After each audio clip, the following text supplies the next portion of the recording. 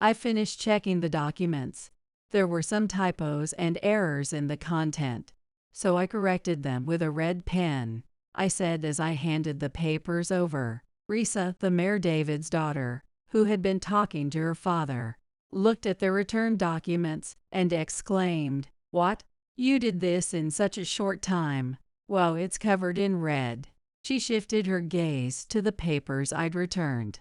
Reviewing 3 pages of documents in about 10 minutes seemed like quite a feat to most people, but for me, it was a familiar and one of my few areas of expertise. She spent a while examining the documents before looking up, her stunning face, one that had graced the world of modeling, turning to me with a plea that far exceeded anything I could have ever imagined.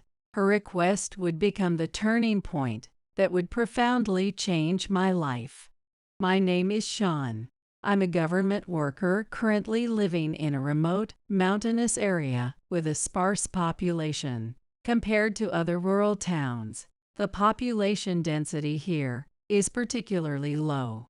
The staff at the town office are worlds apart from those I worked with in the city of over 100,000 people where I used to live. I was transferred here 6 months ago because one of the town office employees abruptly resigned, creating an urgent need for reinforcements from other towns. This rural town hall, which struggles with a lack of personnel, operates completely differently from my previous workplace. While I excelled in exams, I've always found it challenging to communicate effectively and understand others' intentions. Ever since childhood, I've frequently been told to listen to others and not rush to conclusions. For example, when someone talks about what to eat for dinner, I tend to quickly propose a place based on my preferences or theirs. However, this approach often fails to engage the other person, making the conversation uninteresting and leaving the impression that I don't really listen. Though I've tried to heed the advice to listen until the end, I can't help blurting out my conclusions as soon as I arrive at one. Reverting to my usual habit, in the city hall where I previously worked, I was mainly assigned desk work with minimal interaction with others. Preparing materials according to manuals and following predefined procedures were my strengths. And above all, I appreciated the lack of frequent conversations. However, at this town office, I have to juggle both clerical tasks and counter services, with nearly 70% of the population being elderly. Residents come to the town office daily with various needs, especially in the morning. Some even get upset with me when I rush to conclusions, making each day mentally exhausting. While my colleagues, superiors, and the Mayor David encourage me without scolding, their kindness only amplifies my sense of inadequacy. Meanwhile, my parents back home increasingly urge me via calls, emails, and even letters to settle down as I'm nearing 30. But how can someone like me, who finds conversations so draining, possibly get married? As I sighed over my daily struggles, a familiar figure approached through the automatic doors of the town hall. "Hello. Is Dad here? I'd like to submit this," she said, showing a file of documents as she walked up to the counter.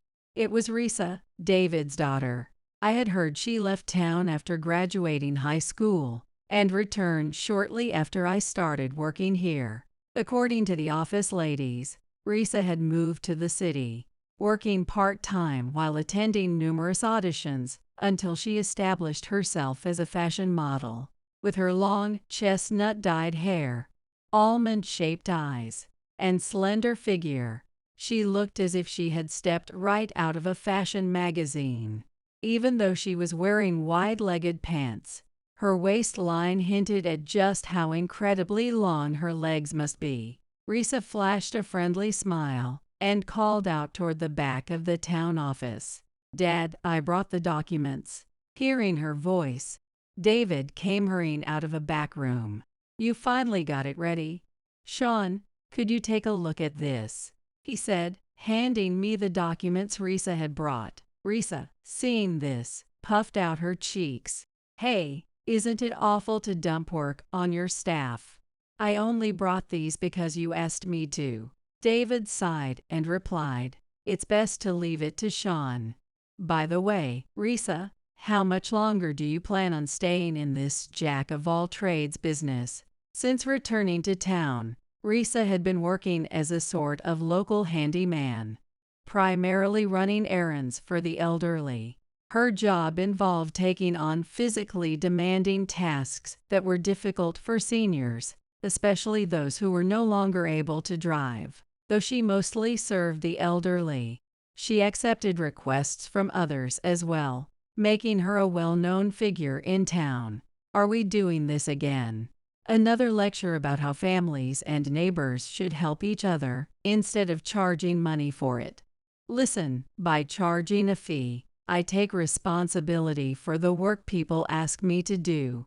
My clients have said it themselves, they feel bad asking for help, and it's awkward to pay someone they know. But when it's me, they don't have to feel guilty or worry about imposing. As I reviewed the documents, I listened to Risa's reasoning. Her argument made sense, and based on the occasional comments I'd overheard from town residents at the office, her service seemed well accepted. The idea of helping each other in times of need was deeply ingrained in this community, but at the same time, many of its residents were modest and hesitant to ask for help. This became evident in the conversations I had with the people who visited the office. For elderly residents, even when they wanted to rely on their neighbors, they often worried about unnecessary complications. What should they give as thanks? Should it be cash? If so, how much is appropriate? The residents of this town were kind-hearted and willing to help without expecting anything in return. But for those asking for help, the desire to maintain good relations without feeling burdensome was likely important. That's why Risa's business model had a clear demand, and her contributions to the community were significant. Though it looked like the father and daughter were about to continue arguing, I focused on my work. There were quite a few typos and errors. I've corrected them all in red. Also, the attached map is outdated, as are the evacuation routes listed for the event. I've updated those in red as well, I said, handing the heavily marked up documents back to Risa.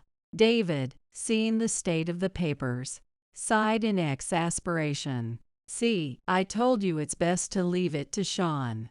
He's incredibly fast at checking documents. If you want to stay active in the volunteer fire brigade, you'll need to get your paperwork in order. Risa brushed off David's scolding with a smile and turned to me. You fixed all this in such a short time. That's amazing. I feel so embarrassed for making so many mistakes. Sorry for the trouble, she said, sticking out her tongue playfully and giving me a small bow.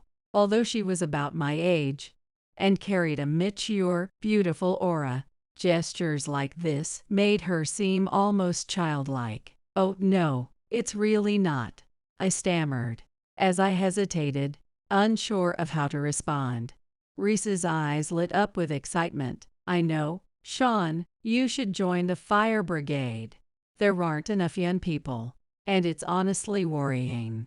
Come on, please. She looked back and forth between me and David, her enthusiasm evident. Apparently, Risa was already a member of the town's fire brigade. I later learned that the brigade only had 15 members, all of whom, except for Risa, were men over the age of 50. David, seemingly prepared for this conversation, turned to me and said, Sean, would you consider joining? It's a bit of a hassle administratively since you're a public employee, but I can handle that. We've been in desperate need of younger members.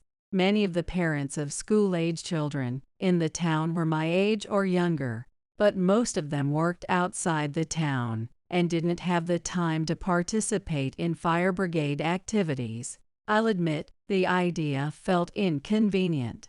But before I could say anything, Risa clasped her hands in front of her face and said, "Please, Sean. You saw the state of those documents, right? I can be kind of scatterbrained, and I need someone reliable to help me."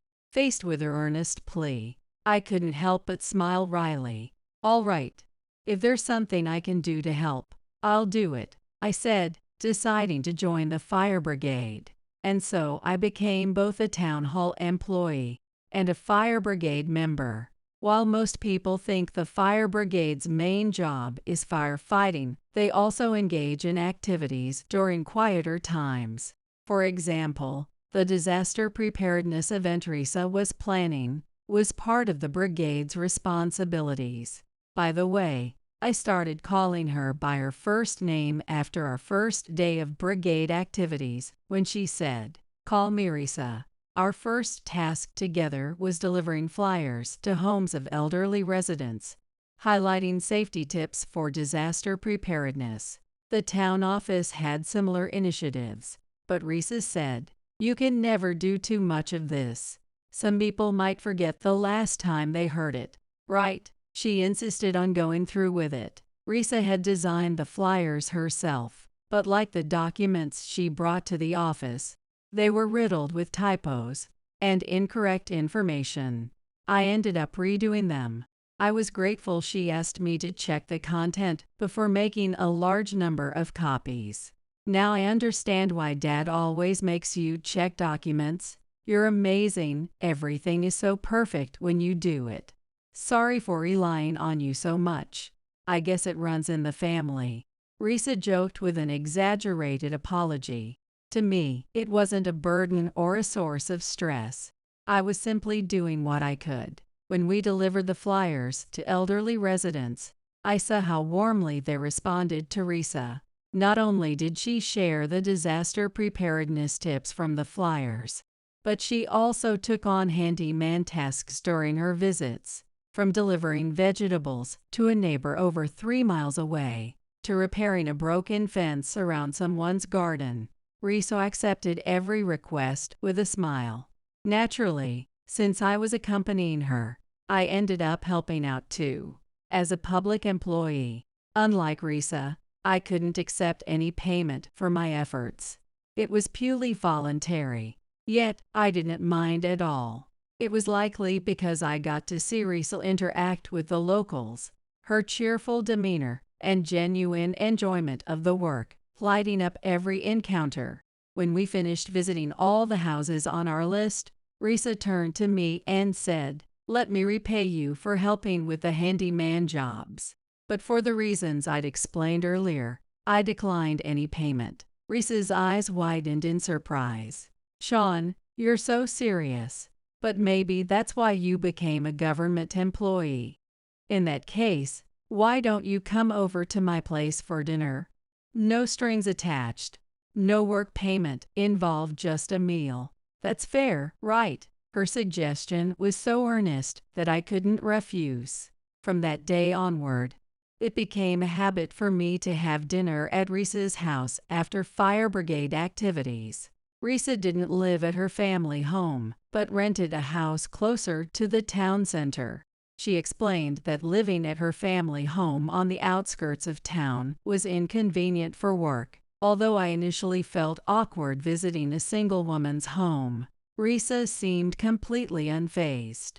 "Today, it's orange chicken," she announced cheerfully, bringing out dish after dish of homemade food. Having cooked almost all her meals herself during her modeling days to maintain her figure, Risa's dishes were not only delicious but also perfectly balanced nutritionally. "This is the complete opposite of my cooking," I remarked. "I just throw random ingredients into a pot and call it a meal." Risa blushed slightly at the compliment. "That makes me so happy to hear. I'm not used to cooking for others, so this feels fresh and exciting. Here, have some seconds," she said, embarrassed yet eager to serve more. As we continued our fire brigade activities, Risa occasionally shared stories about her past during dinner. You've probably heard I used to be a model, right? I was actually pretty well known back then. I mean, I'm tall, have long legs, and my face isn't half bad, right? She said this with a smile that made my heart skip a beat. It wasn't just any smile, it was the kind of dazzling, professional smile that once captivated the world. Even though I'm not great at listening to people's stories, Reese's energy and quick pace left me with no opportunity to interrupt, which helped me avoid my usual habit of rushing conversations to their conclusions. About a year ago, I fell down the stairs at the studio where I was doing a shoot. I broke my leg. Maybe it's easier to show you than explain, she said. Risa briefly disappeared into another room and came back, dressed in shorts instead of the wide-legged pants she had been wearing. She pointed to her left leg. What should have been a straight line was now visibly bent outward, the shape clearly altered. I can walk again, but my leg ended up deformed. And while I was recovering, someone else took my spot. I returned to work once, but I overheard the staff discussing how to hide the shape of my leg during shoots. That's when I realized my time as a model was over, and I decided to leave. It's embarrassing, isn't it? I left this rural town because I hated it, dreaming big, only to come back with nothing to show for it. Though she laughed while telling her story, her voice trembled ever so slightly. Even I could imagine the immense pain and struggles she must have faced in reaching that decision. I stood up, faced her directly, and firmly declared, "I don't think that's embarrassing at all." Risa looked startled by my sudden conviction, but I couldn't hold back. "Seeing you run around tirelessly for the people in this town, Risa, I think that's amazing. There are so many things we at the town office can't manage, but people can come to you. I'm sure there are plenty of people who feel reassured knowing they can rely on you." The smiles of the elderly when they talk to you prove that, though it had only been about 3 months since I started working alongside Risa as a member of the fire brigade, one thing was clear: she had already become an indispensable part of the town. Whether my words reach her or not, Risa suddenly sat down on the floor. "Thank you. That means so much to me," she said, wiping at her eyes as her voice broke. But almost immediately, she put on her usual playful smile and said, "Hey, that's not fair. You can't just say something like that out of nowhere. I'm getting more emotional with age. You know." She teased, lightening the mood once again. The season transitioned into autumn, and the lush green scenery surrounding the town began turning shades of red. One afternoon, Risa walked into the town office lobby with a woman in her 30s. The woman's name was Emily, if I remembered correctly. She had attended one of the disaster preparedness workshops organized by the fire brigade, which is why her name stuck in my memory. Breathing heavily, Risa and Emily approached the counter. Emily's child, Huey, got lost in the mountains and can't find his way back, Risa explained. Emily clutched her mobile phone tightly. Apparently, Huey had just called her, asking for help. People from the office began gathering around. They had already contacted the police, but Emily and Risa had rushed here, desperate to see if there was anything else they could do in the meantime. "If Huey has a phone, can we check his location using it?" I suggested, but Emily shook her head. Huey's phone was a budget model that didn't have GPS or location sharing capabilities. It only allowed basic functions like texting and taking photos. "Huey, it's okay. Help is on the way," Emily reassured him over the phone. The police had instructed them to stay put, warning that inexperienced people searching could lead to further accidents. However, the nearest rescue team was still some time away, and everyone was growing increasingly anxious. I racked my brain, searching for an alternative, and then an idea struck me. "Excuse me, Could you ask Huey to take some pictures of his surroundings and send them to us? We might be able to figure out where he is." Emily immediately passed on my instructions to Huey. A few minutes later, 5 photos came through. All of them were of generic mountain scenery, nothing particularly distinctive at first glance. But as soon as I saw the images, fragments of my memory began piecing themselves together. After examining them for about a minute, I figured it out. Huey should be around here. Please let the police know this location. I pointed to a spot on the map and announced. Risa, looking puzzled, asked, "How do you know he's there?" I stared at one of the photos and explained, "For bird conservation, there are several artificial bird houses installed in the forest. You can see some of them in the pictures. By analyzing the angle and the type of trees where the bird houses are located, I narrowed down the area. I remember where those bird houses are because I explored the forest before, so I'm certain this is the right place." I quickly prepared my gear and looked around at the gathered staff. "I'm going to find Huey. Please wait here," I said firmly as I turned to leave. Just then, Risa grabbed my arm tightly. Startled, I looked back at her. She gave me her usual energetic smile and said, "I'm coming too. My work as a handywoman has made me strong and fit." Before I could respond, she dashed ahead of me, leading the way. 30 minutes after entering the forest, Risa and I found Huey crouched near a tree. He must have been terrified, spending time alone in the woods as darkness began to set in. The moment he saw us, he burst into tears and ran straight into Risa's arms. Huey had wandered deep into the mountains, far from town. If we hadn't pinpointed his location, finding him would have been extremely difficult. When we returned with Huey, the townspeople greeted us with applause. However, the police sternly scolded us. They had warned us not to go, citing the risk of secondary casualties, so it was only natural for them to be upset. But after the police left, Risa sidled up to me and whispered, "Sean, that was so cool of you." Her words made my heart race. 3 hours after the rescue, I was at home, sipping on some juice while feeling a mix of exhaustion and fulfillment. If I could drink alcohol, I would have happily toasted to the day. But since I couldn't, juice had to suffice. I was just about to start preparing for bed when I heard the front door open, and Risa's voice called out, "Sean, are you still up?" Without waiting for my reply, Risa walked into my house, casually dressed in jeans and a t-shirt. "You keep your place pretty clean, huh? Here, I brought you something." She handed me a plastic bag filled with snacks. Her face was flushed, likely from drinking. I quickly prepared a cushion for her to sit on, and as she plopped down, she said, "Emily and Huey were so grateful to you. The police might have been mad, but to Huey, you're a hero, and I still can't believe you figured out his location from just those photos. That's amazing." She praised my actions with enthusiasm. I told her how I've always enjoyed looking at maps since I was a kid, often using them to explore different places. I'd been to the forest where Huey got lost before, so the scenery in the photos looked familiar.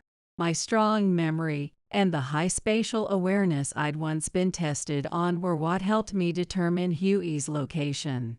As I explained, Risa sat up, hugging her knees, and said, "Sean, you really are special. I thought so ever since that time you helped me fix those documents. I wonder if I could have done more with my life if I were special like you.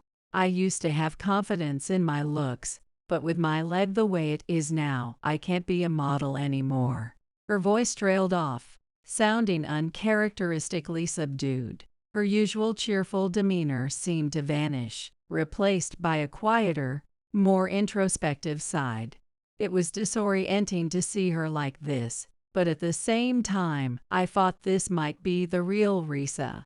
someone who had lost her sense of identity and couldn't find value in herself, hiding behind the mask of a cheerful, upbeat persona. The fact that she felt comfortable enough to show this side to me meant she trusted me, or so I thought. Maybe I was just being conceited. Regardless, if Risa was feeling down, I wanted to cheer her up. With that in mind, I grabbed my phone, opened a certain webpage, and showed it to her. Risa's wide-open eyes reflected the homepage I had secretly created for her handyman business upon her request. Risa had a habit of taking two-shot photos with her clients. I had quietly added a hidden section to the website, where I stored all the two-shot photos she had taken. Over 100 photos were a testament to all the people Risa had helped in this town. As I said before, Risa, you're a special person to everyone in this town. I wanted you to realize that, so I secretly created this space. It's not about special abilities or anything like that, Risa. You're the real hero for the people here. At my words, Risa covered her face with her hands and nodded repeatedly. When she turned her back to me, it seemed like she might be crying. Not knowing what to say, I remained silent for a while. Then, Risa wiped her face with a tissue and stared at me. Even with tears, her delicate features were so beautiful that she could have been a leading actress in a movie or drama. As I tried my best not to avert my gaze, Risa let out a slow breath. You always know how to say the nicest things. Then, can you answer just one question for me? What am I to you? I understood the words, but I couldn't grasp the intent behind her question. Confused and dumbfounded, I didn't respond. Risa gave her eye smile and said, "Sorry, I guess that was unclear. What I mean is I want to be someone special to you, Sean. No one else, just you." Saying this, she wrapped her slender arms around me. Her breath tickled my ear, and I caught the sweet scent of her perfume and shampoo. My heart raced, and my body stiffened. Then, she whispered softly into my ear, "You didn't treat me like I was fragile, and that made me so happy. Ever since I injured my leg and came back here, everyone's been a little distant. They might rely on me, but I can feel a wall between us compared to how it used to be. They probably think of me as a poor girl who failed in the city. But you, Sean, you were different. You looked at me head on and saw me for who I really am, without any prejudice. Because of your encouragement, I've been able to keep going. Driving you along for volunteer work and handyman jobs on weekends was just my excuse to spend more time with you. I love you so much that I want to stay like this forever." Having always struggled with expressing myself to others, I hadn't noticed her feelings until now. But Risa had shown her affection so clearly. Gathering all the courage I could, I responded with my own feelings. Being with you has become such a natural part of my life. Even earlier, when I heard your voice from the doorway, I felt genuinely happy. I'm still not fully sure what this feeling is, but I think it must be love. So, can I ask something too? Will you go out with me? As I pulled her closer and held her shoulder, Risa pressed her slender frame against me and whispered sweetly, "I'm so happy." As a couple, Risa and I decided to support the lives of the town's people through both the town hall and her handyman services.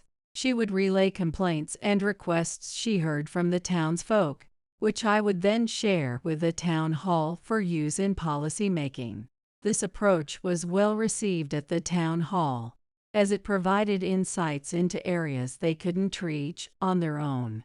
1 year after we started dating, Risa and I decided to get married. Known as the town's official couple, our wedding became a huge event celebrated by the entire community. I'm so glad I came back.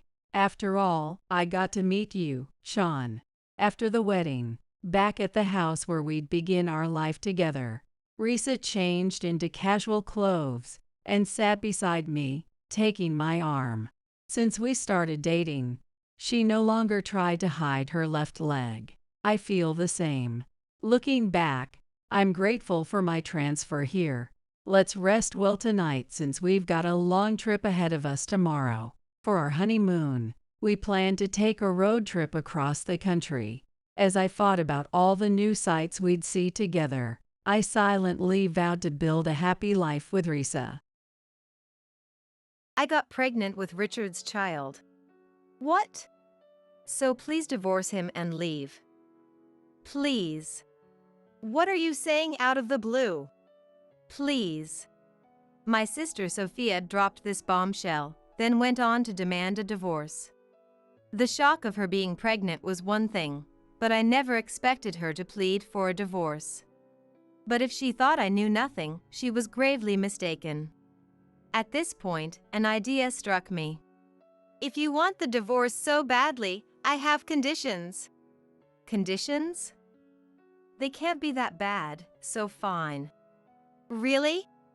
I taunted my sister. Sophia, ever the competitive one, showed a confident attitude. Just as I had planned. This won't be easy, you know. However, Sophia didn't realize. This condition would be a burden she'd carry for a lifetime.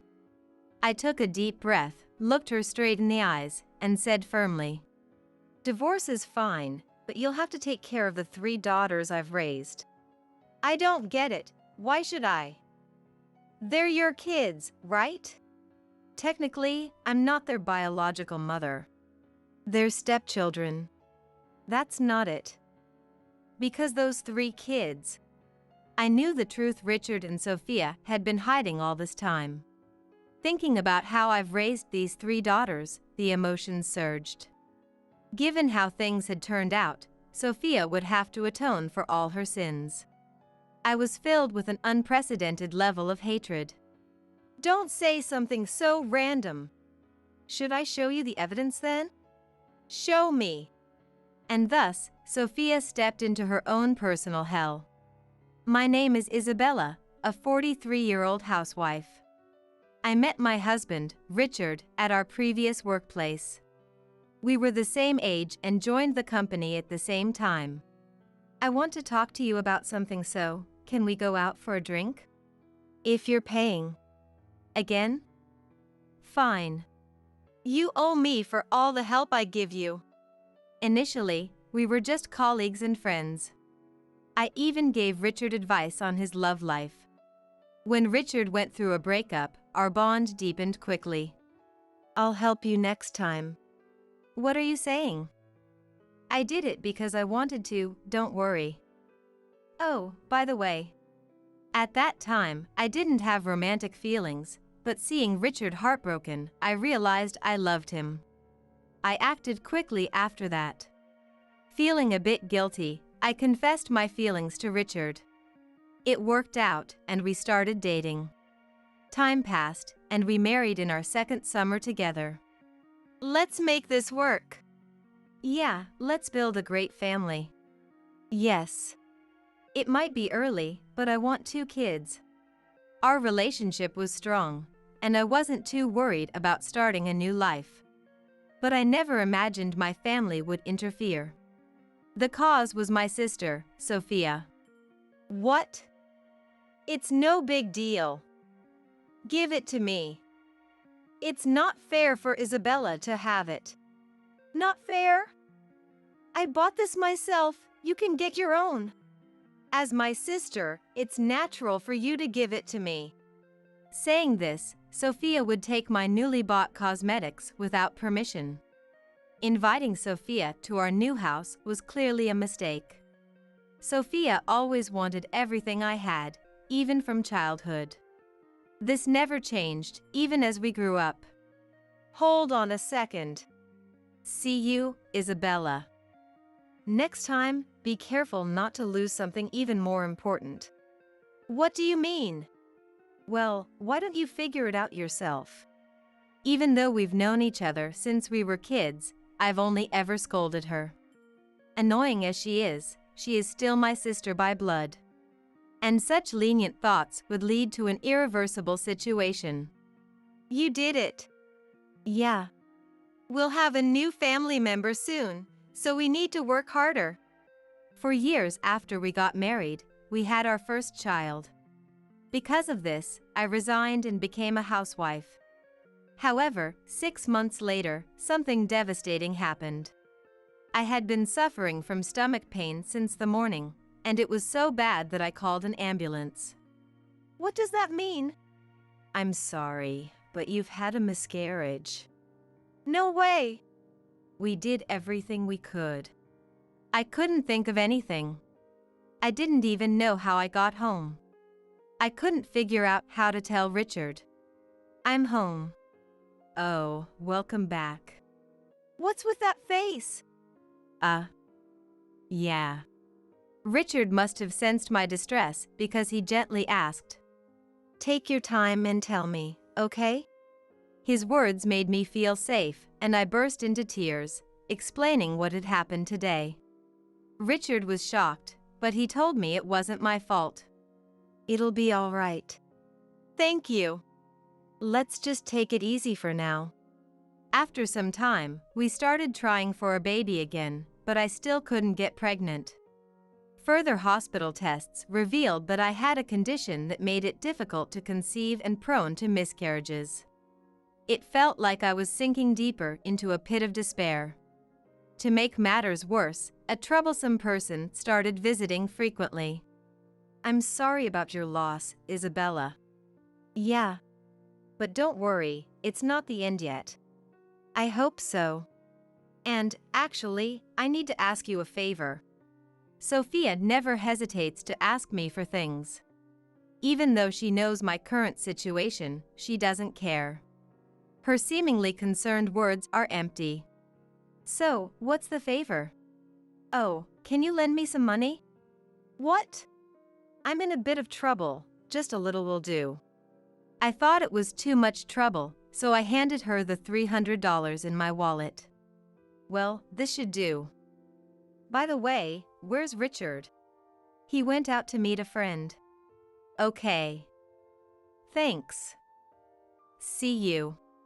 With that, Sophia left. After this, she stopped coming to our house. Peaceful days followed. Then, Richard made a proposal. I was thinking, how about we adopt a child? Adopt? I was stunned by his sudden suggestion.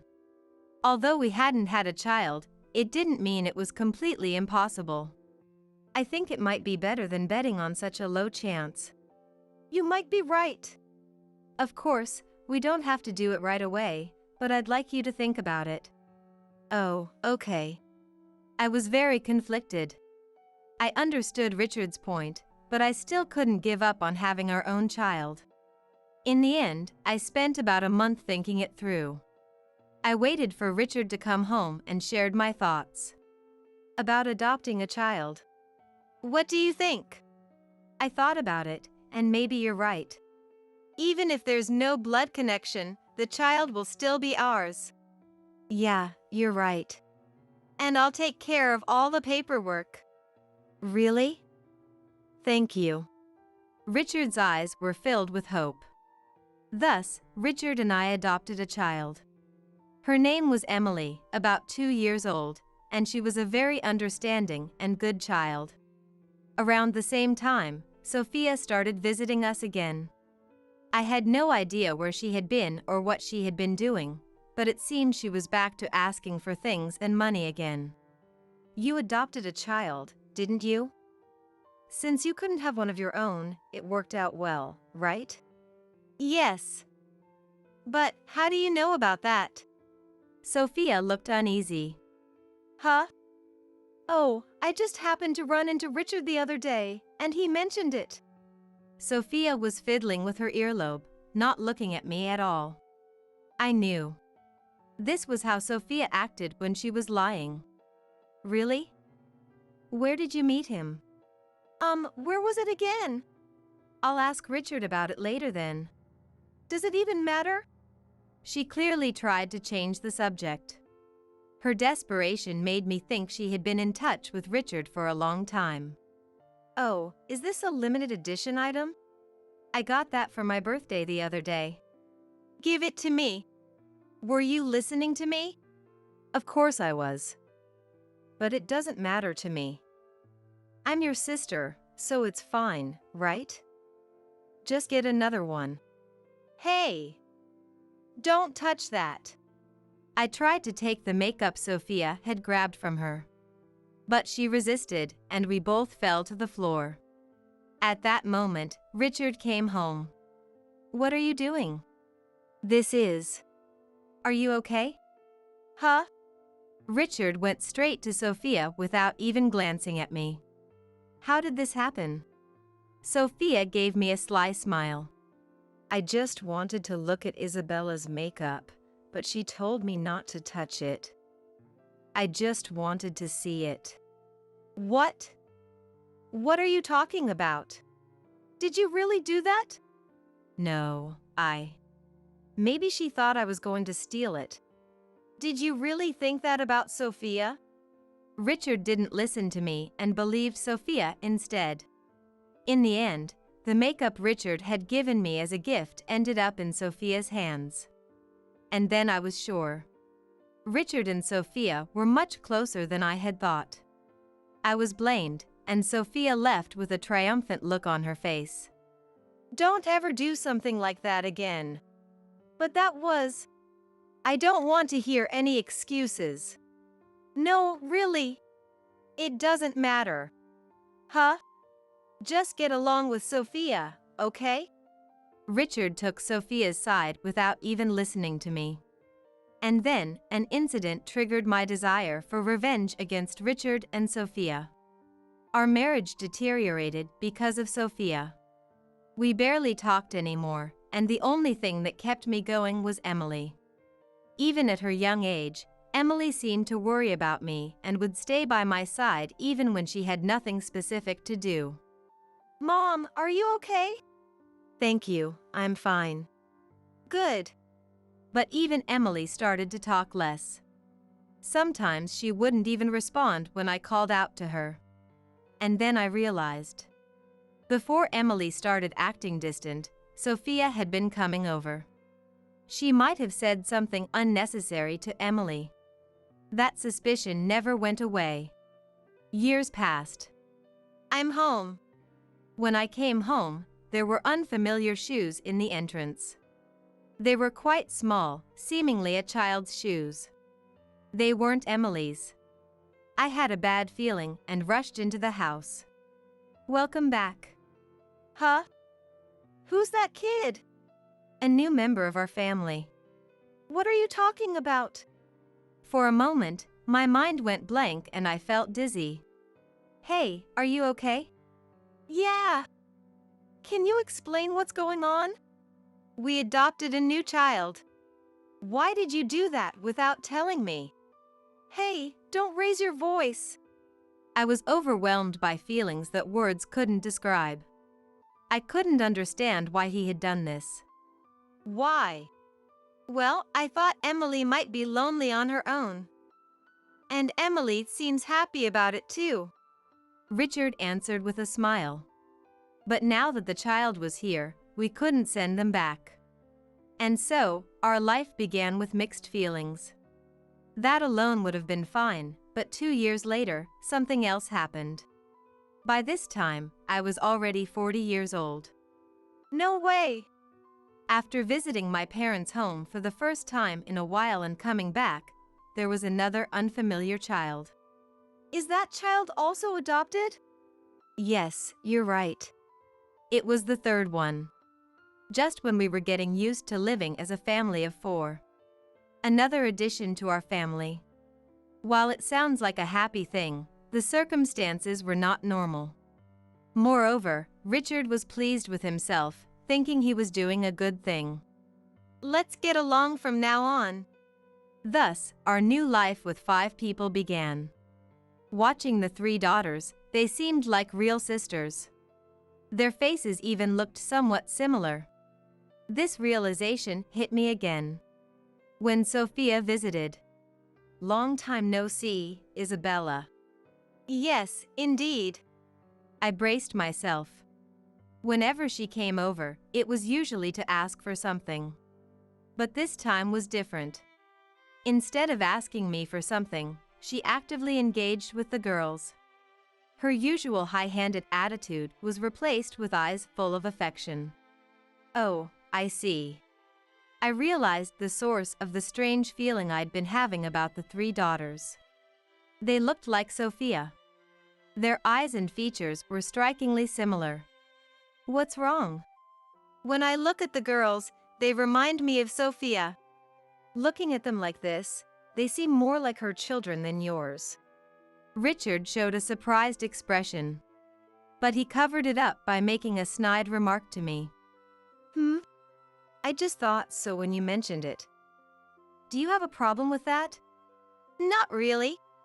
Richard's reaction stayed in my mind. And Sophia started coming over every week, taking care of the girls in my place. 3 more years passed, and I was 43. As usual, Sophia was visiting and chatting with the girls. They all touched their earlobes. Huh? I noticed they all have the same habit. Really? Isn't that normal? Here, a thought crossed my mind. It wouldn't be strange if the children were Sophia's. A few days later, I couldn't stop thinking about it, as if I were under a curse. To resolve this, I decided to take action without telling anyone. What are you doing over there? Oh, just cleaning. Over there? Yeah. Well, okay, but hurry up and make dinner. Yeah. I was looking for my daughter's hair. It was absolutely necessary. No one should notice. And I also needed to get Sophia's hair. I had never wanted Sophia to come over as much as I did now. Welcome. Sophia came over the next weekend. You're in a good mood, aren't you? Really? I feel the same as usual. I managed to get Sophia's hair as well. It was the time I thought I was ready. Just to be sure, I decided to get Richard's hair too. Then I sent them to a research agency. The cost wasn't cheap, but this time it couldn't be helped. The results arrived after a month. Sophia came over looking different than usual. I have Richard's child. What? So please get a divorce and leave. What are you saying out of the blue? Please. I was shocked that she was pregnant, but I never expected her to ask for a divorce. But if she thought I knew nothing, she was gravely mistaken. At this point, an idea struck me. If you want the divorce so badly, I have conditions. Conditions? They can't be that bad, so fine. Really? I provoked Sophia. Sophia, not one to back down, acted confidently. This was exactly what I intended. There's no way I'll do that. But Sophia didn't understand. This condition would be something she would carry for the rest of her life. I took a deep breath, looked Sophia straight in the eye, and said, "Divorce is fine, but in return, take care of the 3 daughters we've raised." I don't understand. Why would I? They're your children. Technically, they aren't biologically mine. Well, they're adopted. That's not what I mean. The truth is, the 3 children are. Just then, Richard came home from work. I'm home. What's going on? Richard's reaction made me think how deceitful he was. Sophia says she's pregnant with your child. Oh! Do you realize what you've done? Well... Richard was visibly shaken. From his reaction, it seemed he didn't know Sophia was pregnant. Did you not know? I just found out now. I didn't know she was pregnant. Really? But whether Richard knew or not didn't matter to me. That wasn't the important part. So, about the 3 children, I know the truth. If you're going to say something, now is the time. I looked back and forth between Richard and Sophia. What do you know? Richard seemed to understand what I was about to say. Wait a minute. No need to wait, right? I'll just say it. The true parent of these 3 children is? Huh? I don't know, I wasn't told. Is that so? But that's a lie, isn't it? The real parent of the children is you, isn't it? I pointed at Sophia. What do they think raising these 3 daughters has been like? Given the circumstances, Sophia would have to atone for her actions, including what she had done so far. My heart was filled with more hatred than I had ever felt before. Don't say random things. Then, how about I show you some proof? Show me. And so, Sophia took a step into hell. Wait a minute. I brought out something I had kept in the bedroom drawer. I showed it to both of them. I had ordered a DNA test for the children and Sophia a while ago. The results showed that they were parent and child. How about this? There's no way you can talk your way out of this. That's... Sophia tried to make excuses even after seeing the evidence. But once it was scientifically proven, there was no escape for her. How could you think of something like this? Were you willing to give up your own daughters just to spite me? Then Sophia began to speak about what she had been holding in her heart all this time. Of course. From a young age, Isabella was always the one getting praised, while I was constantly called a failure. Indeed, Sophia was right. But that was only the opinion of shallow-minded adults who couldn't see beyond the surface. In reality, our parents never said anything like that. That was from unrelated people. Our family never said such things, not even once. That's a lie. Sophia seemed to recall something. When I was graduating from high school, Sophia had expressed a desire to go to college. A few years before that, I was also thinking about going to college. But financially, only one of us could afford to go. Our parents decided to prioritize me since I was the older sibling. Did you remember? I chose to get a job instead of going to college. But why would you do that? Because I knew you could do it if you tried. Your behavior got a bit out of hand because of the people around you. Sophia was capable, she just didn't apply herself. So, I did all this out of misguided resentment. That can't be. You were just running wild and misunderstood everything. Then why didn't you tell me sooner? Even if I told you the truth, you wouldn't have believed it. Sophia, losing her earlier confidence, fell silent. She probably didn't want to admit that everything she had done was due to a misunderstanding. That realization had led her astray. With Sophia already defeated, I needed to talk to Richard. Now it's your turn. I didn't know, so it has nothing to do with me. Richard tried to leave, but I grabbed his arm to stop him. Are you trying to run away? That's not it. Then sit down and listen. I made Richard sit on the sofa and continued. About the children, you're their father, aren't you? What? How did you come to that conclusion? You saw the exchange earlier, right? I got curious and had your hair tested. The results were as I expected. Huh? Did you think I wouldn't find out? Too bad. You might fool others, but it's too early to think you could fool me. Since Richard brought the children into our home, his behavior had been strange. More importantly, Sophia looked at the children with a mother's gaze. Even if I assumed all the children Sophia brought in were her own daughters, it was too much of a coincidence. I suspected Richard had some involvement, but I never thought he was the father. Do you have anything to say? Nothing, right? What do you plan to do now? Just as Sophia said, I'll divorce you. It's a clear case of infidelity, but I don't need any settlement money. I see. In exchange, you'll take full custody of the children. All of them? All three? Yes, all three. Are you okay with that? I always tried to raise them as if they were my real daughters. Even though they sometimes ignored me, they were still my precious girls. But my mind was made up. Of course, I feel lonely, but it's better for them to live with their real parents. They'll be happier. I had vowed to take revenge, so I couldn't do things halfway. The anger from being deceived for years couldn't be erased easily. Besides, I already have the divorce papers ready. Just for times like this. It was unexpected when Sophia told me she was pregnant, but I saw it as a chance. Are you serious?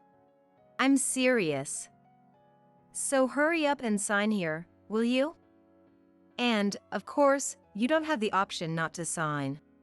So I made Richard sign the papers right then and there. I wanted to get the divorce papers and leave as soon as possible. Well, I'll make sure these get submitted. Are you leaving? Don't ask the obvious.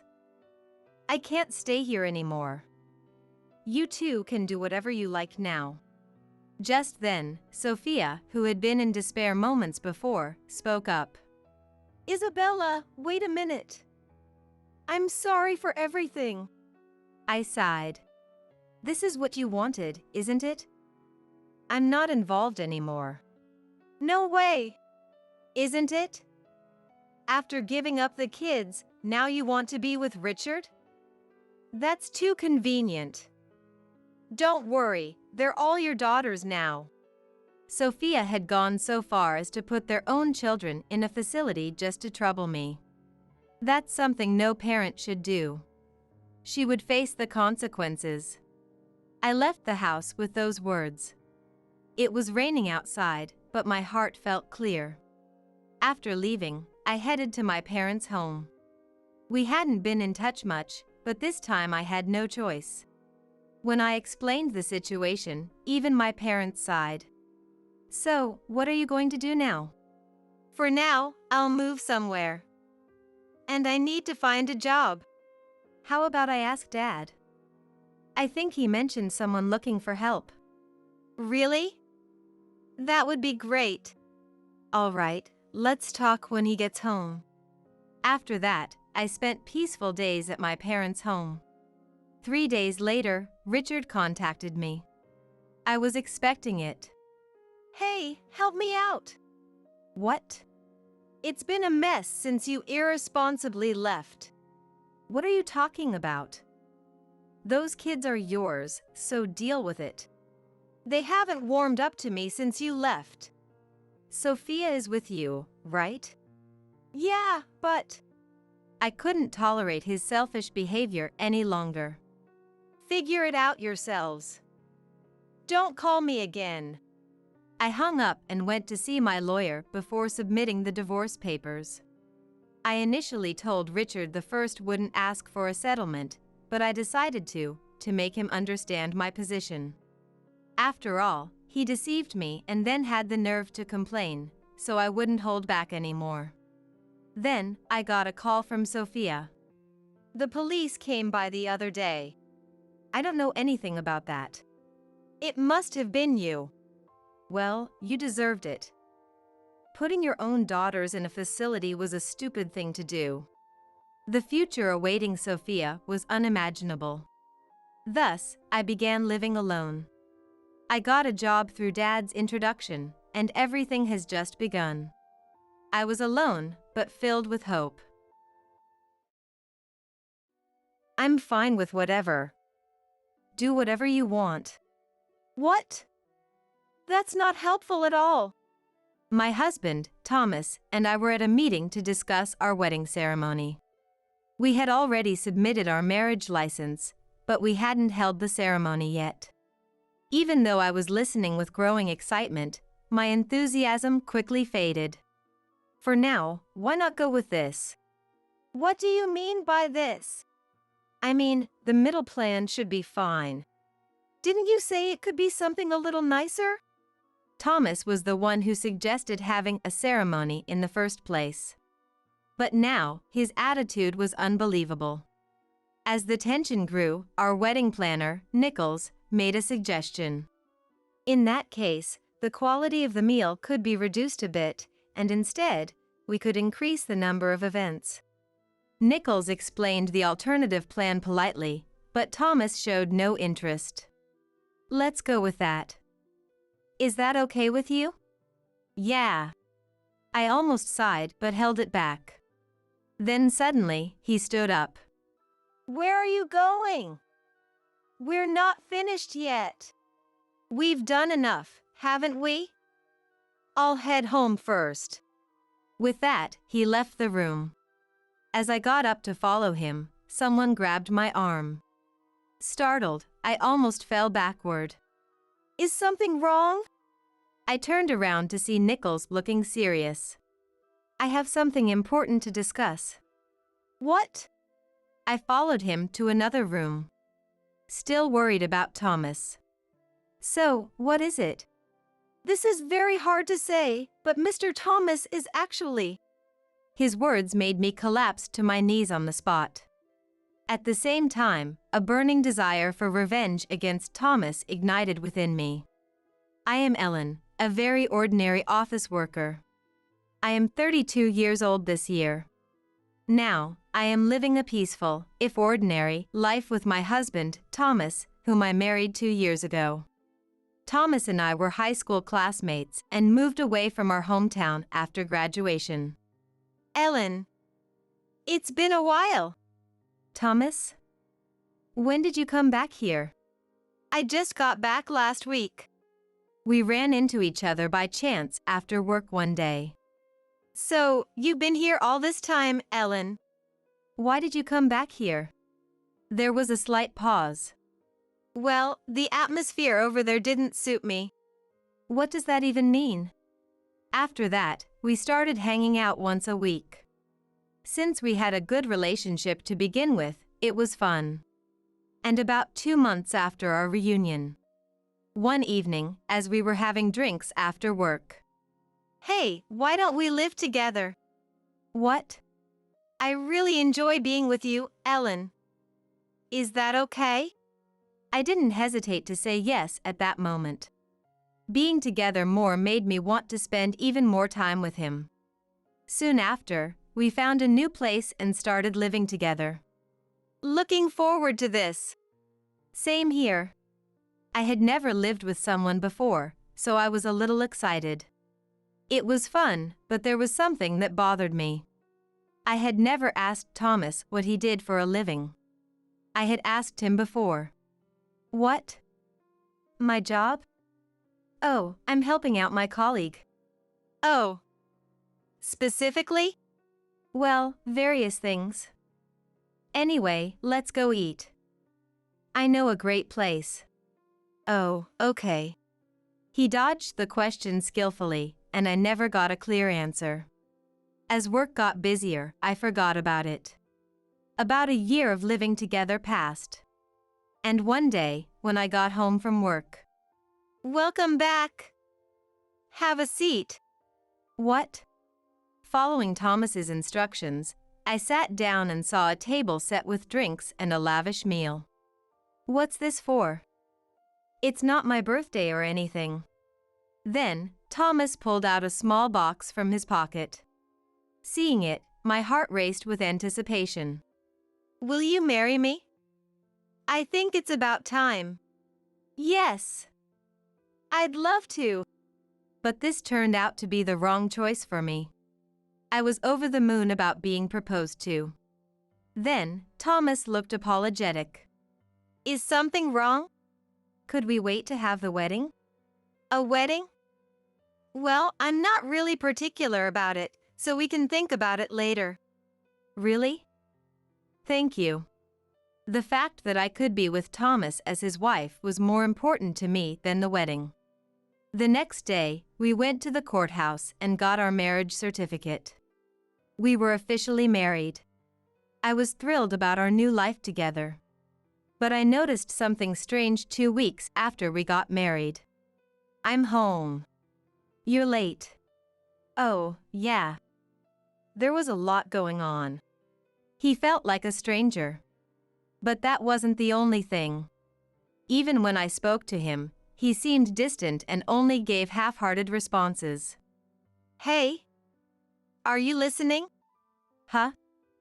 Sorry, I wasn't listening. I'm just really tired. I'm going to bed. Oh, okay. Thomas went to the bedroom, clearly preoccupied with something else. Then, I noticed a small bag left where he had been sitting. Thinking he might need it, I went to give it to him. You dropped this. Thomas, who was lying down, snatched it from me with an inhuman speed. What was that? I was too stunned to move. He glared at me with a face I'd never seen before. Did you look inside? Inside? No, I didn't. Good. Thanks.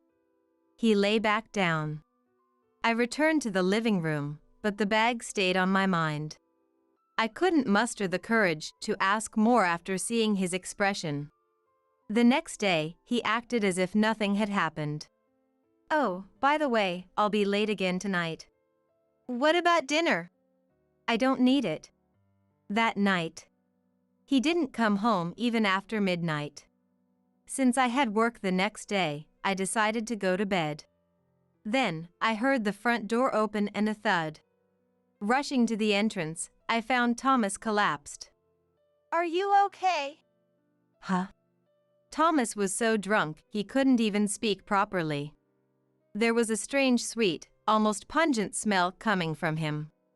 I managed to get him to the living room and gave him some water. He had never been in such a bad state from drinking before, so I considered calling an ambulance. The bag. What? The bag?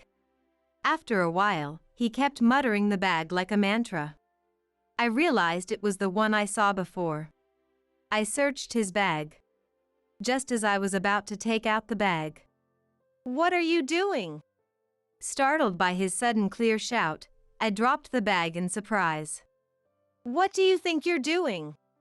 You said the bag. Don't do things on your own. I was getting annoyed at being unfairly blamed. You said the bag, didn't you? What's even in it? It's none of your business. If it's so important, why don't you keep it in a safe or something?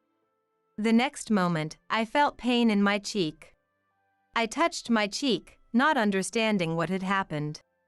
When I looked at Thomas, his eyes were bloodshot. It's because you keep meddling. If you do this again, it won't end with just this. The intensity of his anger left me speechless. He stood up, staggered, and left the house. I was left alone, rubbing my slapped cheek. After that, he started coming home less and less. He would return when I was leaving for work. Oh, heading to work now? Good luck. Are you off today? Huh? Oh, yeah, it's my day off. And he was always drunk. There was also a strong, unfamiliar smell around him. I had smelled it before. It seemed like perfume, but I couldn't place it at the time. One day, amidst these ongoing, tense days, Thomas made a surprising suggestion. We barely talked anymore, yet he had a strange smile on his face. As a way to make up for everything, how about we have a wedding ceremony? A ceremony? Yeah, a wedding. We never had one, right? Well, that's true. But why now all of a sudden? I was cautious because there had been no indication of this. Because it's a nice thing to do. Why not? Okay. I was afraid of what might happen if I refused. Then let's go look at venues this Sunday. I should have been happy, but Thomas's overly friendly and kind demeanor left me confused. Sunday came. So, where are we going? Just follow me. Without knowing where we were headed, I simply followed Thomas. We arrived in front of a building displaying wedding dresses. Here? Yeah, it's a nice place, right? Let's go in. Inside, there were various wedding dresses on display. Seeing all this, I couldn't help but feel a bit excited. Then, a woman approached us.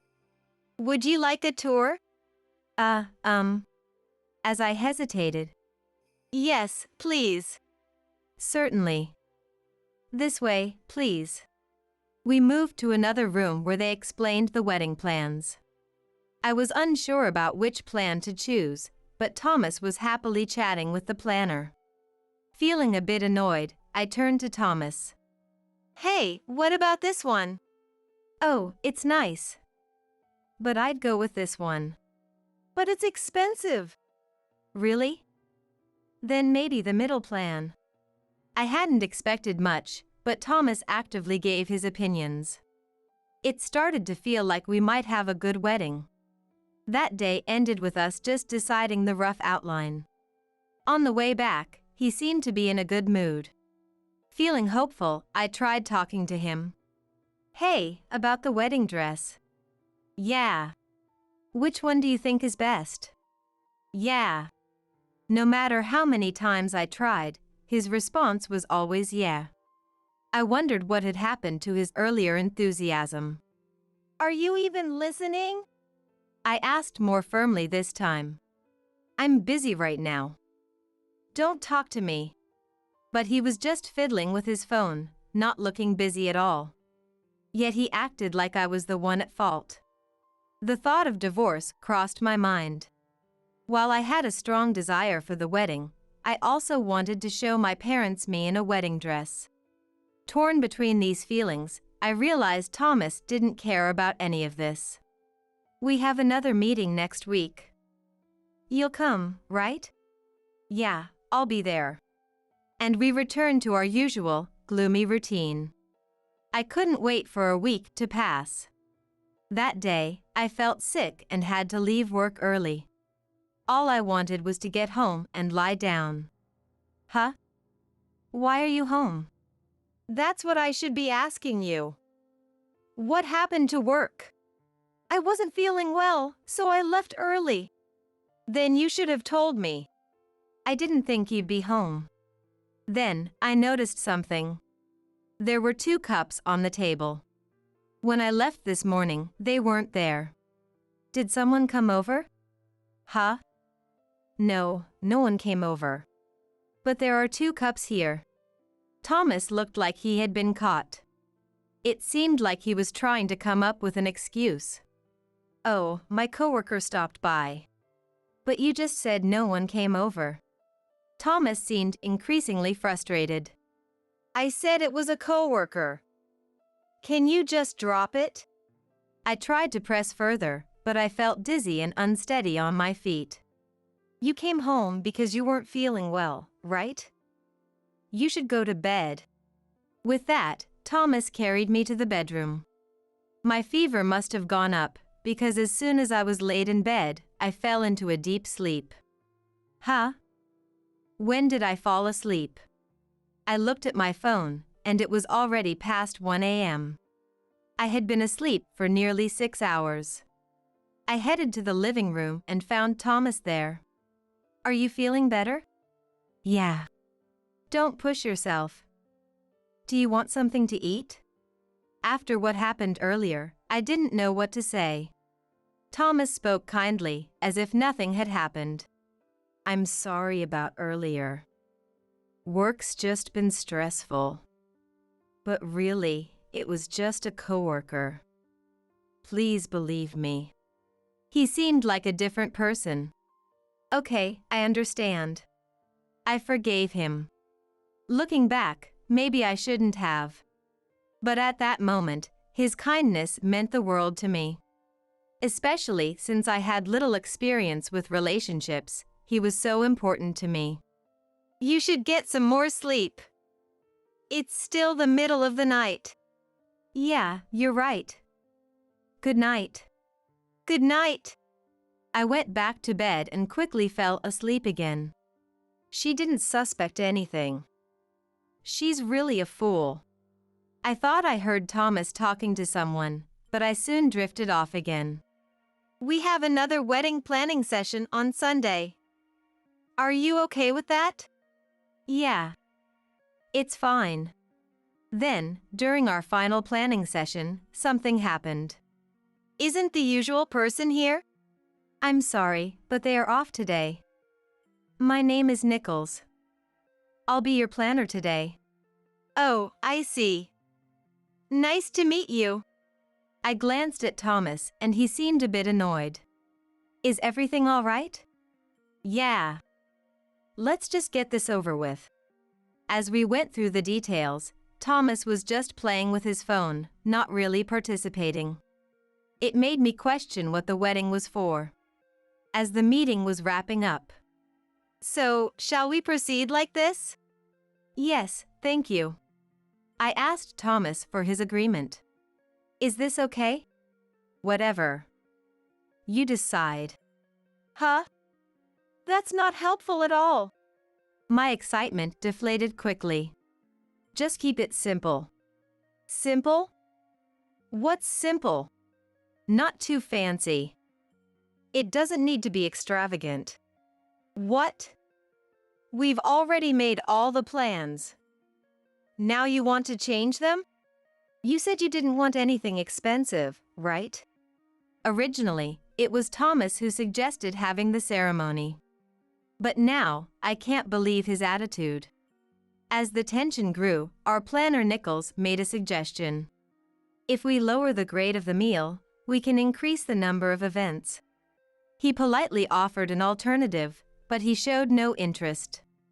Let's go with that. It's fine, right? Yeah. I almost sighed but held it in. Then, Thomas suddenly stood up. Where are you going? We're not done yet. It's enough already, isn't it? I'm heading home first. Wait! But Thomas ignored me and left. What is wrong with him? I'm sorry. I'll bring him back. As I stood up to chase Thomas, my arm was grabbed. I nearly fell backward from the sudden pull. Yes. When I turned around, the planner Nichols, who had been smiling earlier, now had a serious expression. I have something important to discuss. Important? What is it? This isn't the place for it. Please come with me. Following Nichols' lead, I moved to another room. I was concerned about Thomas leaving, but this seemed more urgent. Nichols began to speak slowly. His expression looked almost apologetic. So, what's the matter? It's very hard to say, but actually, Mr. Thomas has been up to something not good. Not good. Last week, when we were fitting the outfits, I overheard a conversation. I was curious and went to check. He seemed hesitant to continue. Seeing this, I felt I needed to be brave and listen. Please, tell me. All right. When I looked, he was talking to one of our employees, Ingram, who was handling your case until last week. What? I don't think their relationship is recent. They even kissed. What? I fell to my knees at his words. Why? Though I'd suspected infidelity before, I never imagined it would be with our wedding planner. No, I couldn't have noticed. Are you okay? Yes. He offered me a hand. And it wasn't just the secret he was hiding. At that moment, a desire for revenge ignited within me. Thank you for telling me. What will you do? Of course, revenge. But don't worry. I won't trouble you. I went straight home. I called Thomas on the way, but he didn't answer. He wasn't home, so I waited for him. And then, I saw that bag on the table. Seeing it, I thought this was my chance. An hour later. Why are you so flustered? Oh, it's nothing. The moment he got home, he was restless and looking for something. Of course, I knew what it was. Is this what you're looking for? You had it? Honestly, I was scared, but my anger was stronger. I know what this is. The wedding planner Nichols told me. Nichols? Who's that? The person who handled us today. She heard you talking with Ingram. What did she hear? Everything. About you kissing Ingram and planning to swindle me by pretending we were going to have a wedding. Earlier, I heard from Nichols that Thomas and Ingram were planning to steal money together. Upon hearing this, he began to tremble slightly. So, you found out, huh? What are you laughing at? Even if you know now, you can't escape from me. I held my mobile phone in my hand, ready to call the police if necessary. There's no use threatening me anymore. Just give it to me. No way. Do you really think it's okay to get involved in something like this? Shut up. Just hand it over. Thomas, clearly frustrated to the max, threw something at me from nearby. Luckily, his aim was off, and it didn't hit me. Then I called the police. Hey! What are you doing? Of course, I'm calling the police. You're the one who can't escape, Thomas. You should run away, or do you want this? Don't mess with me. He tried to come at me, but tripped over the mess he had made in the room. Taking advantage of this, I ran into the bathroom. I locked myself in the bathroom and called the police. Open up! There's no way I'm opening this door. Thomas desperately tried to open the door, pounding and kicking it. Even though I was in the bathroom, I wasn't sure how long it would be safe. Then, I quietly checked the contents of the bag. There were still some uncertainties about what Nichols had told me. Sure enough, inside were dried plant fragments and some unfamiliar apparatus. There was also a sweet smell coming from it. I realized this was the smell I had noticed from him before. After about 15 minutes, I heard the front door open and someone entered. It seemed the police had arrived. Hey! Let go! Don't touch me! Outside the bathroom, there seemed to be a struggle between the police and Thomas. Then, everything went quiet and there was a knock on the door. Are you okay? Yes. We've restrained him, so you can come out now. As I exited the bathroom, I saw Thomas in the living room, surrounded by police officers, looking downcast. I handed the bag Thomas had to the police. This is what he was carrying. Thank you. The police checked the contents and contacted someone. Soon after, more police arrived. Is this Mr. Thomas's item? Yes, he always carried it around like it was important. Then, right in front of Thomas, they began testing the contents. They put some of the plant fragments into a test tube, and it changed from clear to a purplish-blue color. At 5:34 p.m., you are being arrested for violation of drug use. Right before my eyes, Thomas was handcuffed. Strangely, I didn't feel sad at all. In fact, I could only think that he deserved it for deceiving me all this time. You've ruined everything. Remember this. I never thought you were such a scumbag. You deserve to rot in prison. You just wait. I'll be back. Good luck with that. And with that, Thomas was taken away by the police. I felt foolish for not acting sooner, even though I had noticed something was wrong. But now, I was free. I might not be able to have the wedding, but it's much better than continuing this life. What should I do now? First, I guess I should get a divorce. There's no time to wallow in sentimentality. There's still a lot to do. A few days later, I was on my way to the police station. The police had contacted me, and I needed to be tested as well. Of course, the result was negative. You can visit him now if you'd like. What would you like to do? Of course, I will. All right. I'll get back to you with the schedule details. I felt a bit excited. I was eager to know how things had progressed since then. And finally, a week later, the chance to meet face to face arrived. When I entered the visitation room, Thomas was a shadow of his former self. "Good to see you. You look well." "This is what you call looking well? So, why are you here?" "It's just an update. I'm currently finalizing our divorce. Also, I'm filing for alimony." "Alimony?" "Yes. Because you were cheating, remember?" "Do you have proof?" "You'll find out soon enough." That's all I wanted to say. "Get out of here!" As I left the visitation room, I couldn't help but laugh. How far someone can fall after getting involved with drugs. Later, I heard from the police that the wedding planner, Ingram, had been arrested. They found the same kind of bag in her room. During interrogation, she was quite talkative, saying Thomas had introduced her to marijuana. In the end, she even admitted to the affair. The mystery of the 2 glasses was also solved. Now, I have to proceed with the alimony claim. The alimony claim was successfully recognized. Thanks to my lawyer, the divorce was finalized, and I was finally free.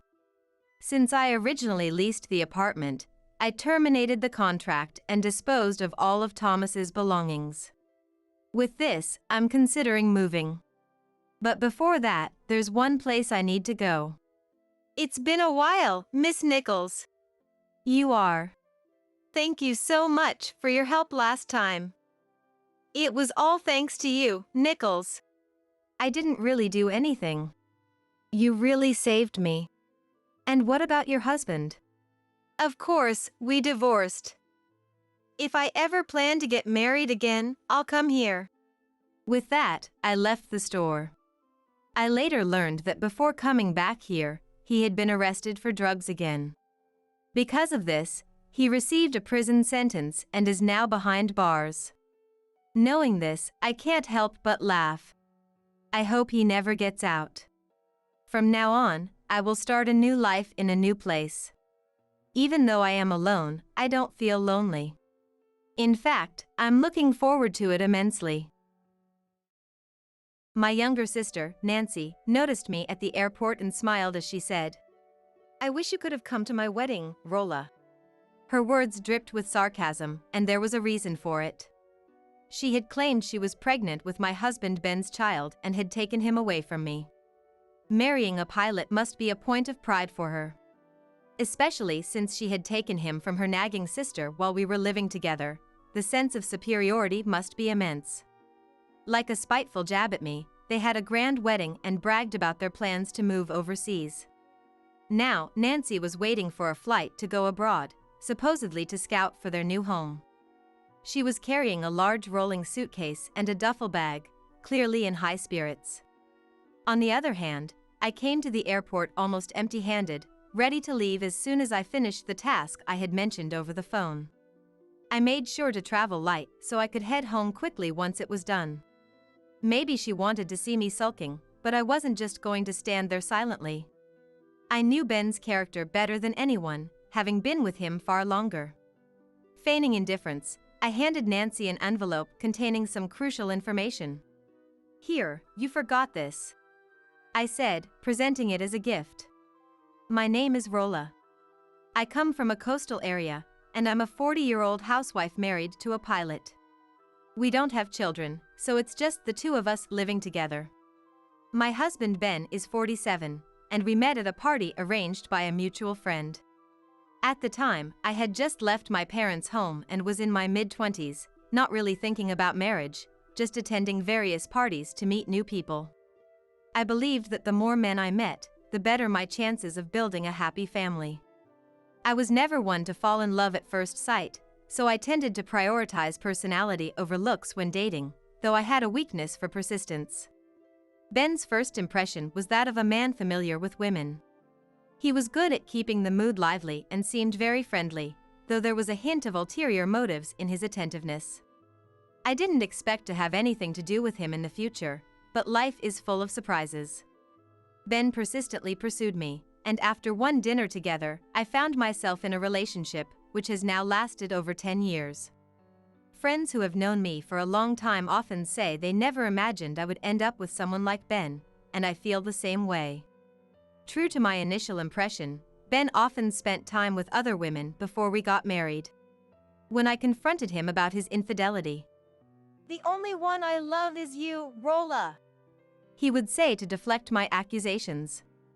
I wasn't initially inclined to get involved with any man, so each time I would just say, "Please stop cheating on me," without imposing any real penalties. Despite this, our relationship was surprisingly enjoyable. He always took time off to celebrate anniversaries and birthdays with me, and even after we started living together, I never felt like household chores were dumped on me. On weekends, he would clean without me asking, and since I enjoyed cooking, it was never a burden. In fact, I found it fun, and he usually took care of the dishes. If it weren't for the cheating, I would say I found a really great person. So when he proposed, I felt the benefits outweighed the drawbacks and accepted. Of course, "I won't tolerate any more cheating behavior if we're getting married," I made sure to tell him firmly. The wedding was grand, thanks to Ben's income and savings, much higher than an average office worker's. He allowed me to wear any expensive dress I wanted, and the food and wedding cake were top-notch, making it a lavish wedding. I remember my family being very happy, which made me glad. My sister Nancy kept saying, "Rolla, I'm so jealous," as she watched me in my beautiful dress, dreaming of her own wedding day. However, not even a few years after that happy wedding, Ben started cheating again. We lived in an apartment complex with many residents, and our place was surrounded by nosy neighbors who loved gossip. "I saw your husband with another woman." The news always reached me quickly. In such times, I would line up air fresheners at the entrance, urging Ben to confess. Even if he admitted to it, he didn't change his behavior, and I didn't expect him to. Strangely, I never felt the urge to divorce him. Whether that's good or bad, I don't know, but for now, all I do is repeatedly tell him not to cheat anymore. One late summer day, after seeing Ben off and hanging up the laundry, the doorbell rang. It was too early for a delivery, so I checked the intercom, and there was my sister Nancy with a large rolling suitcase. I quickly said through the screen, "I'll open it now," and hurried to finish hanging the laundry. Even though she's my sister, I didn't want her to see all the signs of everyday life. Nancy and I have a significant age gap. I'm 40, and Nancy is 27, a 13-year difference. It's more like an aunt-niece relationship than sisters. After a little time had passed, I finished hanging the laundry and opened the door to welcome her. "Why did you come suddenly? And with such a large suitcase?" "I quit my job and couldn't stay at home anymore." She explained that she had been kicked out because she couldn't pay rent after quitting her job. According to her, last October, she was transferred to a new department where her new boss, a female employee, treated her harshly. Only she was given the cold shoulder, and despite her efforts, she was frequently scolded for being slow at work. Recently, she hadn't been given any tasks to do. She told me, a bit breathlessly, that she asked the HR department for a transfer again but was rejected, so she submitted her resignation. I felt a bit sorry for her, remembering how happy she was when she got the job offer in the city, only to leave after more than 4 years because of interpersonal issues. Nancy has always been a bit spoiled but generally liked by older people, so this was unusual for her. It just goes to show there are all kinds of people. "I quit that company on my own terms." After quitting at the end of May this year, she hadn't saved any money, so she couldn't pay the rent and got evicted. Her salary was slightly above the average for someone in their 20s, but it's baffling how she could end up with zero savings. I wondered if she had been buying expensive cosmetics and branded goods. I've always been worried about her impulsive and reckless behavior, and seeing that she hasn't grown out of it even as an adult, I felt a bit exasperated. By now, she should be independent and responsible for her actions, but what to do? "So, what are you going to do now?" If you don't have a place to live, you should either return home or find a job that offers room and board. There are many things you need to do. It doesn't seem like she's looking for a new job, and as her older sister, I need to know what she's planning to do. Just as I was thinking that, Rolla, let me stay for a while. What? I was quite shocked because I never imagined that at this age, I would end up living with my sister again. Of course, I understand that staying in this city is the most convenient option for Nancy instead of returning home. If she went back home, our parents would interrogate her, and she would have to travel back to her hometown. If she wants to continue living in the city, it's natural to avoid going back home. However, it's not something I can decide alone, so I have to wait for Ben to come back. Let's talk to Ben first. Okay. Please. I wish she would try to handle things on her own a little more. Contrary to my feelings, Ben came home and immediately agreed to let Nancy stay after hearing her situation. I wasn't enthusiastic, but since Ben had approved, I had no choice but to accept it. I decided to let Nancy use the guest room we have for unexpected visitors and showed her to the room. And so, our life with the three of us, Ben, Nancy, and me, began. Although Nancy, the freeloader, voluntarily helped with meals and chores, she showed no sign of looking for a new job. I can't have her thinking she can stay indefinitely. Since Nancy has no savings, we are essentially supporting her with our finances, and I don't want her to take it easy. Is it mean of me to think this way? I want to return to our life as a couple as soon as possible, so I asked her. Have you found a job yet? Well, she replied vaguely. As Ben was away at work, the time I used to have to myself was now occupied by Nancy, and I began to find her presence increasingly annoying. Having someone else around during the time I used to enjoy freely by myself feels like a greater intrusion than I imagined. There's always someone around, and I have to be considerate, so it's far from relaxing. While I can tolerate cooking more food since cooking is my hobby, the extra work in every other aspect is bothersome. Occasionally, when I checked the guest room, I'd see her watching streaming videos or eating snacks from the pantry, living a quite lazy lifestyle. Recently, she hasn't even been helping with the chores, and day by day, my anger was building up. Soon, it will be a month since Nancy started staying with us, but there's no sign she's looking for a new job. Unable to stand it any longer. When are you going to start working? I knocked on the open door of the guest room and asked in a slightly harsh tone. Nancy, without even looking away from the movie she was watching online, said, "I know, but..." and continued eating her snacks. At that moment, a switch flipped inside me. How about showing some effort in looking for a job? Nancy, startled by my raised voice, paused the movie and looked at me. Could you please change your sloppy lifestyle? This isn't your home. Unable to contain my rising emotions, I blurted out the words I had been holding back for the past month at Nancy. After saying it, I regretted not being calm, but those feelings were blown away by Nancy's next words. I said, I get it.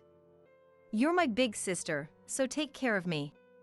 I wondered why I had to take care of my adult sister, and as I was about to speak further, I paused and took a deep breath to calm down. I thought I knew Nancy's selfishness well, but it had worsened with adulthood. Thinking that nothing I said would get through to Nancy. If you're just going to be lazy, then leave. I told her in a low voice before leaving the guest room. From then on, her lazy behavior escalated.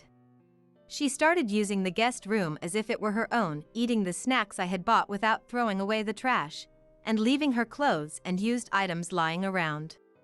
Every time I saw Nancy's slovenly behavior, I would reprimand her, but she would argue back, leading to frequent arguments. I was fed up with living under this stress. Then one day, I ran into our neighbor Kate at the supermarket and heard an unbelievable story. Hey, I saw Ben and Nancy in town last Sunday. Thinking it was unusual for Nancy to go out, I waited for Kate to continue, who leaned in and said, "And they were really close, like..." Just as I was thinking why she would notice such things, Kate dropped a bombshell.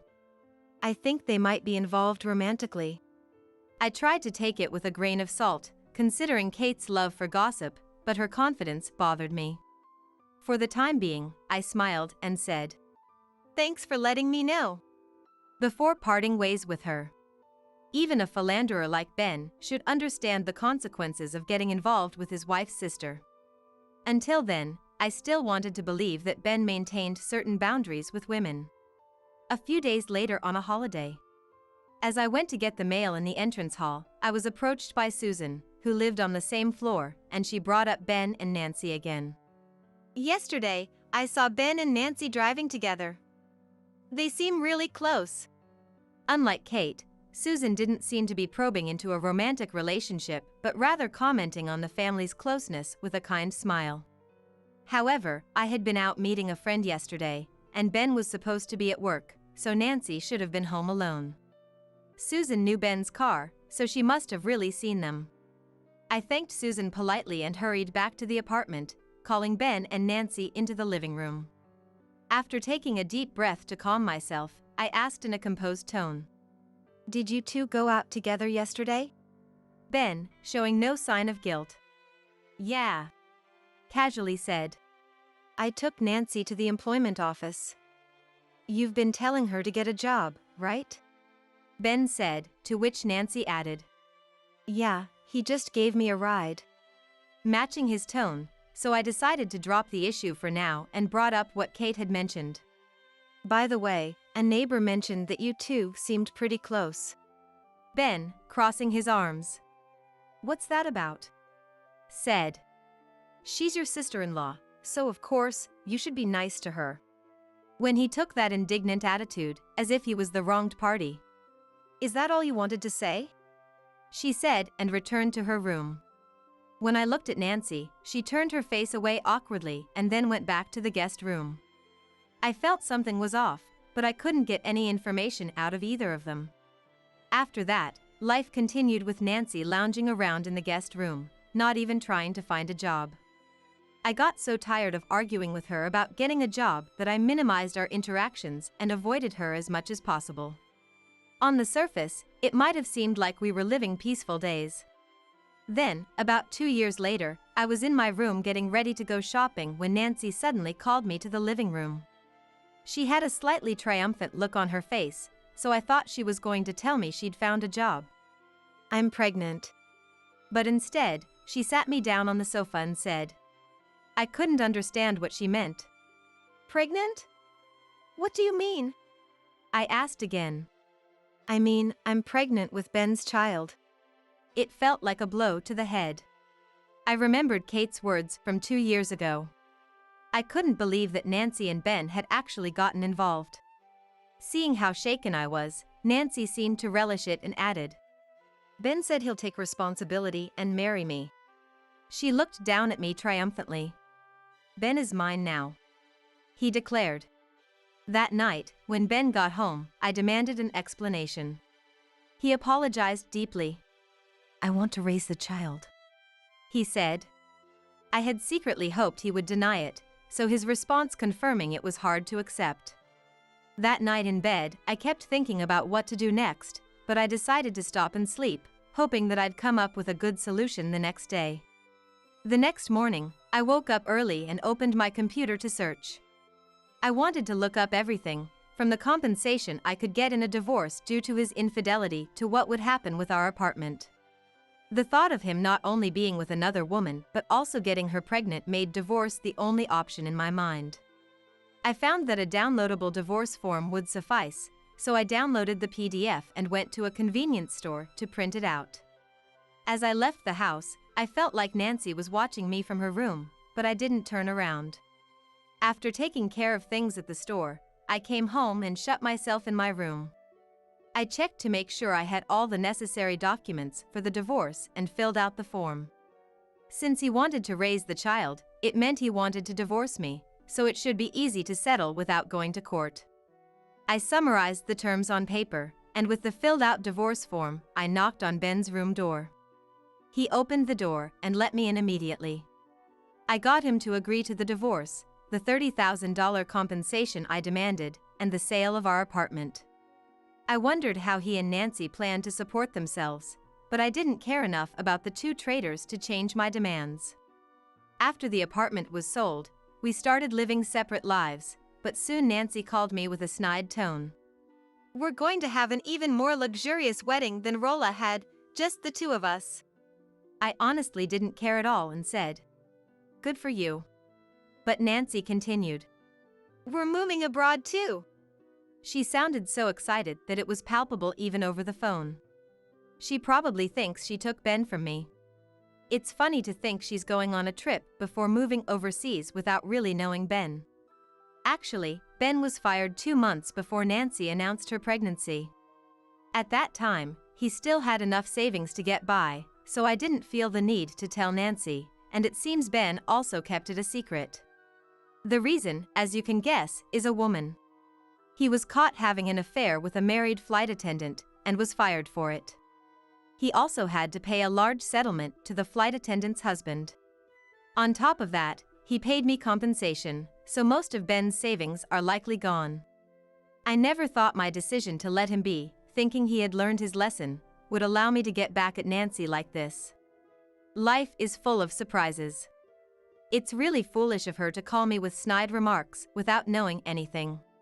When I asked when they were leaving for their trip, Nancy said it was the day after tomorrow. "So, I'll bring over the things that got mixed up," I said and hung up. On the day of their departure, I headed to the airport and looked around for Nancy. After walking a bit, I spotted her alone in front of a cafe in the airport. Nancy noticed me and, "Rolla!" she called out, immediately following with, "Why didn't you come to the wedding?" with a sarcastic tone. I replied, "More importantly," and got to the point. "Here, this is Ben's." I handed her an envelope. "What's this?" Nancy's face changed color as she opened it. "Your husband Ben is not a pilot, he's unemployed now." Nancy started to tremble and glared at me. "Stop lying!" she shouted. "I bet there's almost nothing left of his savings." But I calmly said. I explained the whole situation to Nancy in detail. She began shouting, "I can't believe it!" drawing cold stares from passers-by as she stormed off. Really, thinking she could get happiness easily is a big mistake. I murmured to myself, feeling a bit relieved as I left the airport. After that, I used the compensation and proceeds from selling my house to open a bistro in a town away from the city, making use of my love for cooking. It's not fancy, but the locals love it, and business is decent. As for Nancy and Ben, it seems they're both having a hard time. Nancy returned to her parents' home when she gave birth, seeking help, but left the baby there and disappeared. She probably couldn't stand the scolding from her parents after hearing the whole story from me. Ben, meanwhile, was told by my parents that he couldn't see the child, and even though he hasn't found a new job, he insists on paying child support. It's unclear if he can't face reality or if he truly cares about the child, but his future looks bleak. In the end, it's not clear if Nancy and Ben have split up, but I heard they still haven't met their child, whom my parents are raising. It's sad that he wanted a child and divorced me for it, but this is the reality. I decided not to get involved with insincere people anymore. I love my current life, so I aim to continue running my bistro, loved by the local community, for a long time.